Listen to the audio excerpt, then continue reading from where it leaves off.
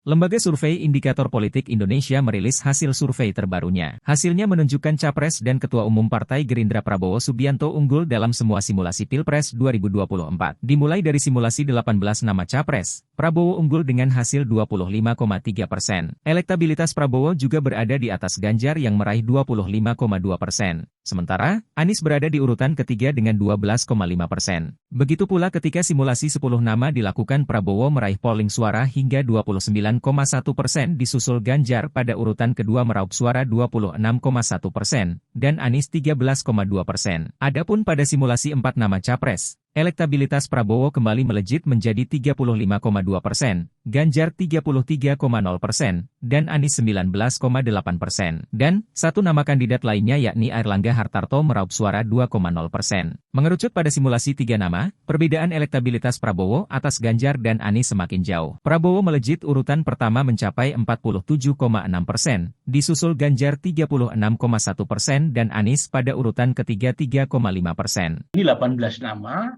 jadi kalau kita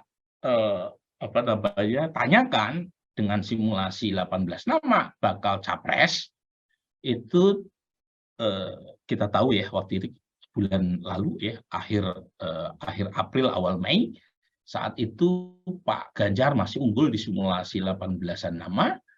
Sekarang statistically dead heat. Kita tidak tahu siapa yang unggul. Meskipun Pak Prabowo unggul tipis, tetapi dalam margin of error. Ya. Sebelumnya Pak Ganjar unggul sekitar 4%, sekarang ada tren Pak Prabowo mulai menyalip Ganjar Pranowo meskipun selisihnya hanya 0,1, artinya tidak signifikan secara statistik. Kemudian Anies Baswedan 12,5, Erik dengan Ridwan Kamil tipis juga bedanya, tidak signifikan secara statistik, demikian juga dengan nama-nama di bawahnya. Bagaimana dengan trennya? Nah, ini dia trennya ya.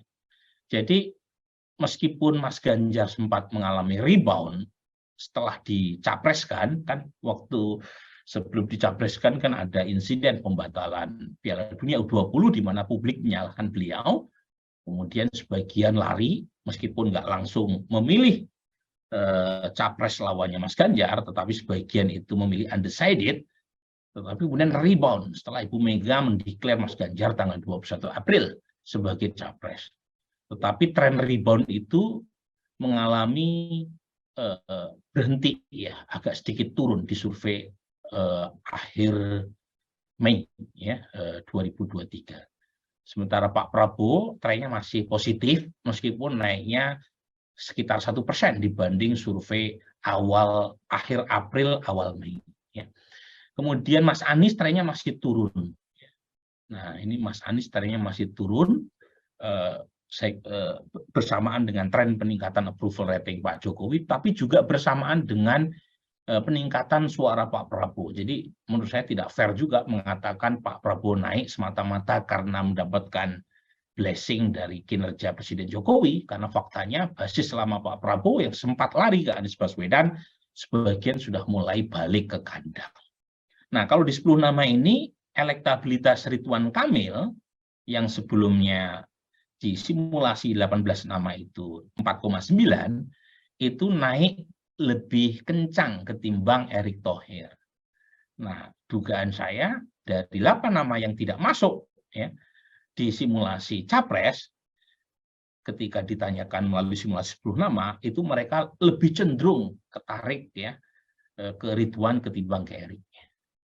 Meskipun yang lain di atas juga pada nambah semua, Pak Prabowo nambah, Ganjar Pranowo juga nambah, Mas Anies juga nambah.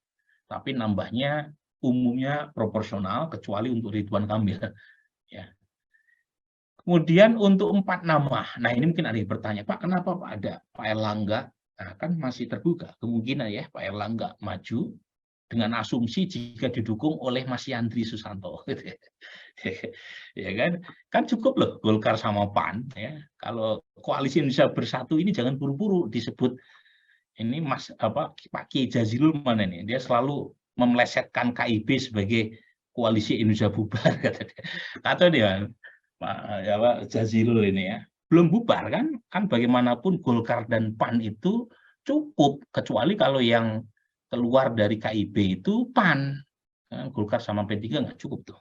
Tapi kalau Golkar dan PAN cukup. Cuma kalau diajukan calonnya dari KIB itu Pak Erlangga, itu sangat tidak kompetitif ya. Tanpa mengurangi rasa hormat saya sama beliau ya. Jadi, tapi polanya tetap sama, Pak Prabowo masih unggul, disusul Mas Ganjar, selisih keduanya tidak signifikan dalam margin of error.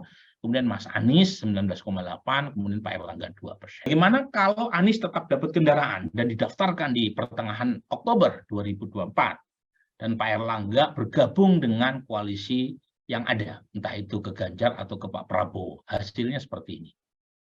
Ya, jadi trennya tidak berubah, Mas Anies.